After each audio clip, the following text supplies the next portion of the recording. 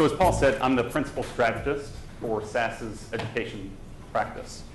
So in this role, I get to think about and work on all things related to data and analytics and strategy in the education space, which right now is a very exciting thing to be able to do. Prior to coming to SAS, I was a state education official, so dealt with data and performance. Before that, was a management consultant, so worked with clients both domestically and internationally on education issues. And before that, as Paul said, I was a teacher. I was a middle school science teacher. And so that experience is something that I've very much carried with me in subsequent roles. I'm extraordinarily sensitive to the experience that teachers have, the burdens that are placed on teachers.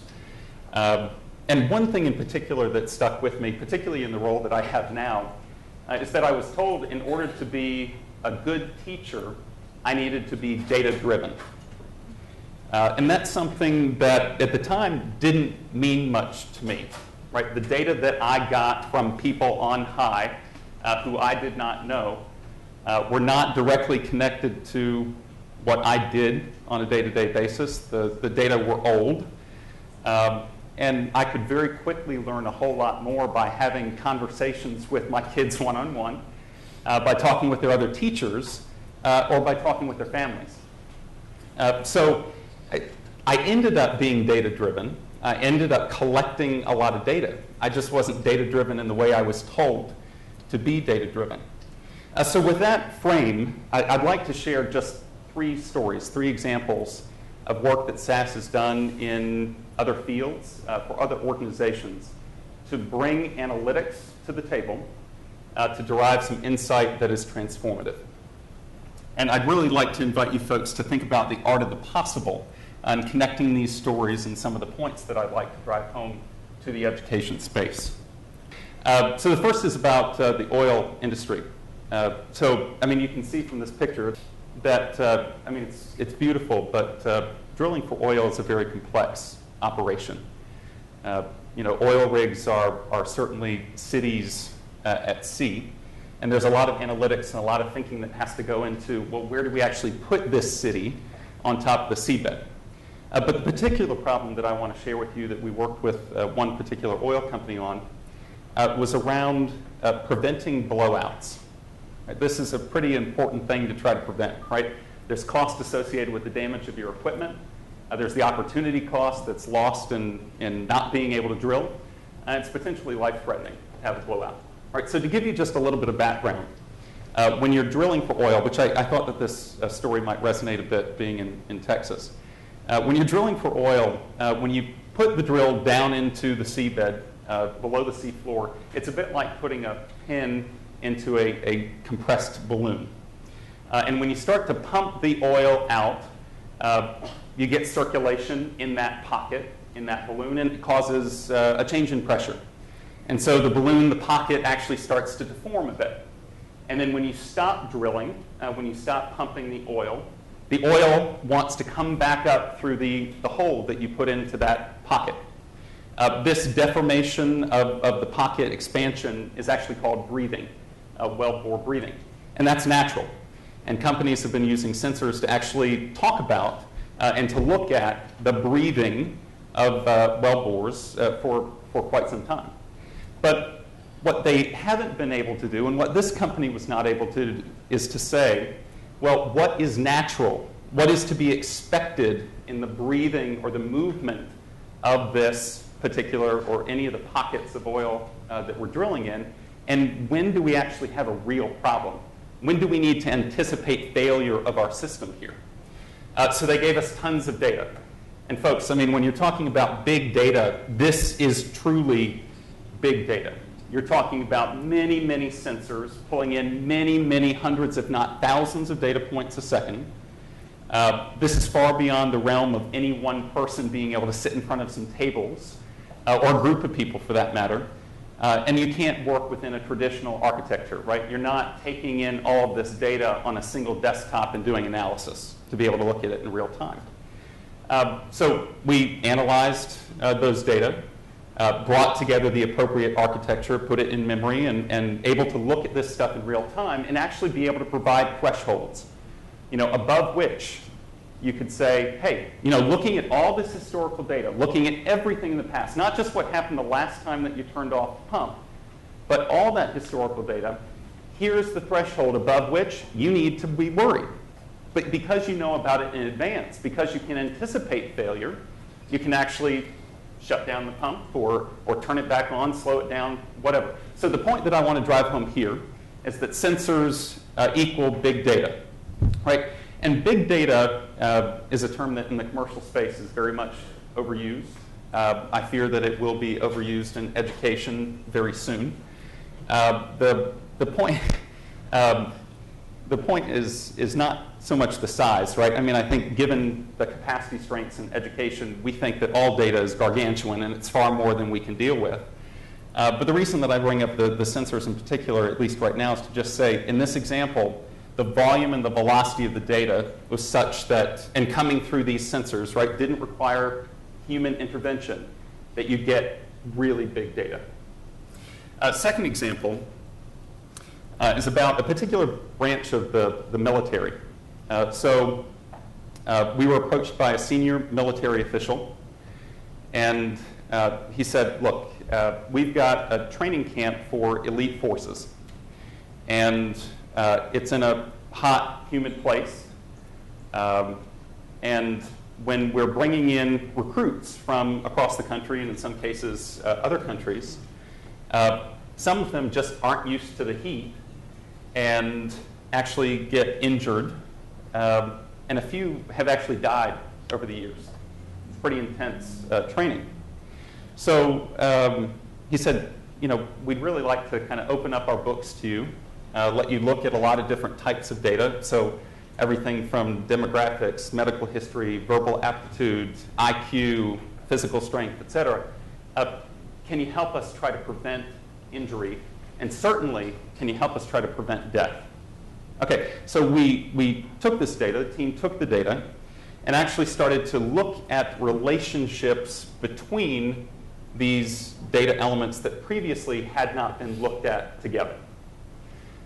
So the team was able, and used visualization in order to be able to see those relationships. So the team came back to a larger group now of senior military officials and said, we've found some interesting things, and we found a single greatest predictor of success in your training program. So what do you folks think that is? Which I'd actually pose that question to all of you. What do you think was the single greatest predictor of success? Previous exposure to the gym. Okay, anybody else? Yes? The month it starts. The month it starts. Okay. So actually, what they had said was they thought that the single biggest predictor of success was physical strength. It turned out that the greatest predictor of success was actually verbal aptitude. And so when this piece of information was shared, the senior-most official in the room let out a few expletives and said, we've been making the wrong bleeping decision for the last 50 years. That's big for the military to be able to, first of all, open up their books and then say, wow, we've been making the wrong decision. So what then ensued, which I think was the most interesting part, is to start having what were very uncomfortable conversations, right? Because when you start talking about data, you want to point fingers at people often. But it was actually, as I understand, pretty exciting because once they got past, we've been making the wrong decision for 50 years, it was, you know what, based on my experience with this group of people, this group of recruits, the ones that had the best verbal skills, those are the ones that were actually best put into the field. They were best at assimilating in different cultures around the world. Oh, the ones that had the best physical strength, they were the best in combat situations. So it was something that debunked a myth, right? But then we got to a point where it was congruent with reality. So the point that I'd like to drive home here is that relationships between data yield insight. The next example is about conservation, and in this case of the black rhino. So as many of you may know, the black rhino is an endangered species, It is endangered because people around the world like their horns, and so poachers actively go after the black rhino. So in order to be able to protect the black rhino, you need to know how many there are, and you need to know where they are. So traditionally, to track a rhino involves some form of aircraft. So you've got aircraft that's scanning thousands, if not millions of miles on a preserve. They radio down to a crew that's on the ground. That crew then goes to a specified location, will shoot the rhino with a tranquilizer dart, which, just a side note for you folks, upon doing some further analysis, realized that animals that had been shot with the tranquilizer darts were less fertile. So while we're trying to conserve, we were running at cross purposes. So then you've got the rhino down. You've got to be able to put the collar, the radio collar, around the rhino. And then once they've got the collar, they go on, and you want to actually start to track them. Well, if you want to track them, you need to use an antenna. And you have to get up to higher ground. And the higher ground, the outcroppings in the plains are actually pretty popular spots. At dawn and dusk, lions really like to hang out there. That's when they're most active. That's when they're hunting. They want to get to higher ground so they can see their prey. And during the day, reptiles like to go out and sun themselves, particularly some large poisonous snakes. So I imagine that a lot of you folks were grad students at some point in time, and you had to perform some pretty menial tasks. But I certainly suspect that few of you ever had to be the little grad student who runs up onto the outcropping and avoid the lions and the snakes. So desperation is a pretty powerful motivator. And also another reason that we've gotten to this point too, I should say, is that the poachers had gotten smart about the collars. So the poachers could also use antenna too. And they could track the rhinos that had collars. So not only were we reducing their fertility, we were also putting targets on their backs. Right? This is totally against what we want to try to do in conservation, not to mention the fact that it's resource intensive and very expensive to try to do it in a traditional way. So a group of the conservationists, probably some grad students, were walking along a path, and they're tracking a rhino, and they're with a bushman who'd been quite helpful in all of this. And they're lamenting the fact that they have to go up to another outcropping and deal with snakes. And the bushman just started laughing. Now, I mean, graduate students are a funny species to begin with, but they were laughing. The bushman was laughing because he said, "You guys keep looking out and up, and we've been looking down for generations." So actually looking at the tracks. And so to make a long story short, this particular conservation group that we were working with invited us to think about how we could do something with the track prints. So they started taking pictures of those tracks, which we then converted to measurements and numbers that could be analyzed. And at first, the analysis was able to just show the difference between male and females. Then, through some greater inquiry and discovery, we're able to say, well, here are the clusters, so this rhino came from this particular family. Then we were able to actually get to the point that we could identify individual rhinos using just a picture of their tracks. So went from something that was very cost-intensive, resource-intensive, and running at cross purposes with conservation to something that was non-invasive. So point here, invasive sampling causes distortion. So let me bring it back to the education space. Try to tie some of these points, and then I want to add just a couple others. So the first, sensors equal big data. So whether you say we have big data or not in education really doesn't matter. We've got a lot of data already in the education space that we're not doing enough with, certainly.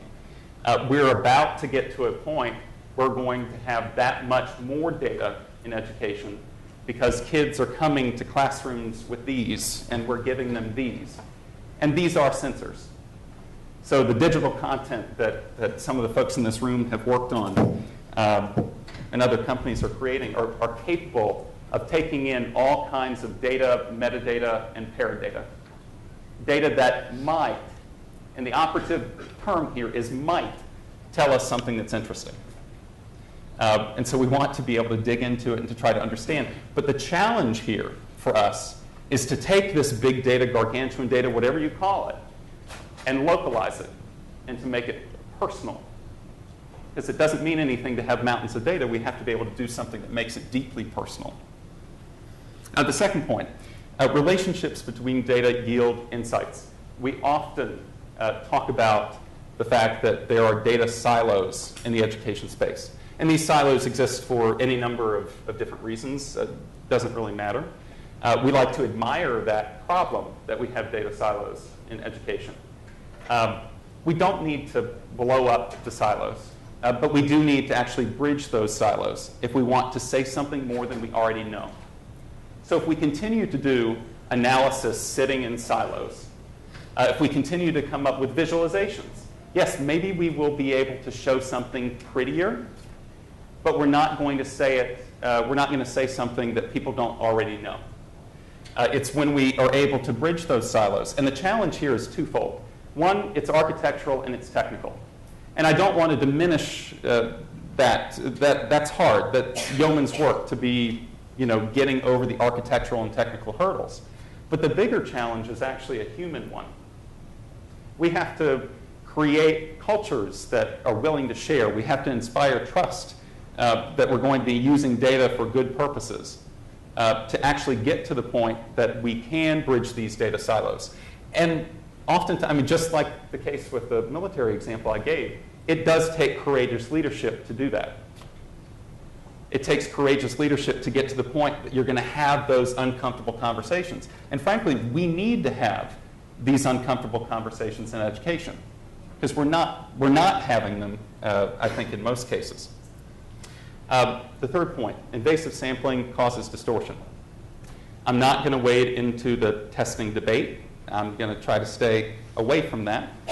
Let me just offer this, that when we talk about customers at SAS, the most valuable data that we have on customers are data that say something about behavior in real time or near real time, and change in behavior as a result of some campaign or dosage or intervention, insert whatever word you want to use, in real time or near real time. The tool of measurement should be invisible or close to invisible. So that doesn't have to directly apply to testing, but just something for you to chew on, and again, I'll let you draw your own conclusions. Let me offer these couple more points to wrap up. To see is to understand. And when I say to see, I don't mean just visually to see something. I'm talking about to be able to visualize with the mind.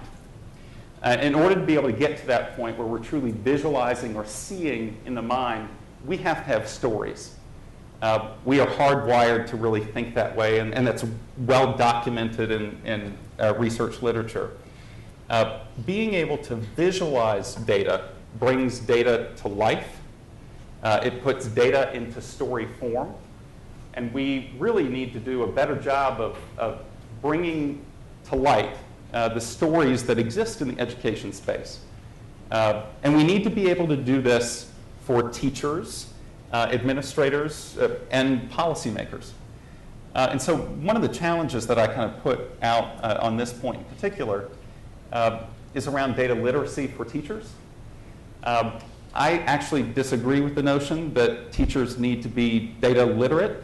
I think it's our obligation as folks in this room to think about how do we create tools that are simple and elegant and intuitive enough that teachers don't realize that they're interacting with data, but are just given insight that augments what they do. So that teachers don't feel like they're living under the sword of data, right, but rather have a pocket knife of data that they can use. The final point that I'd like to make is that data do not equal decisions. I worked in a state education agency. I know that there are pressures Once you've got data, we're going to hold people accountable for it. I am so sensitive to that and urge extreme caution and humility when it comes to this, especially when we're talking about the tidal wave of data that we're about to see and to experience. Data will never replace experience and intuition. They should merely augment those things. And data are not accountability. We cannot immediately take data that we do not fully understand and move into a world where we're holding people accountable for it, because then we will never get to the point that we engender trust and start to have a dialogue and real conversation about it. And I think that that's really the point, right? We want to be able to take data and use it to inform rather than to browbeat. So I'll end with that. Greatly appreciate the time to share a few perspectives with you folks. Could talk about this at length. This is a personal passion of mine, and I'm quite lucky that I get to combine it with my profession. I'm very interested and excited to hear what other folks have to say over the next day and a half. So thank you very much.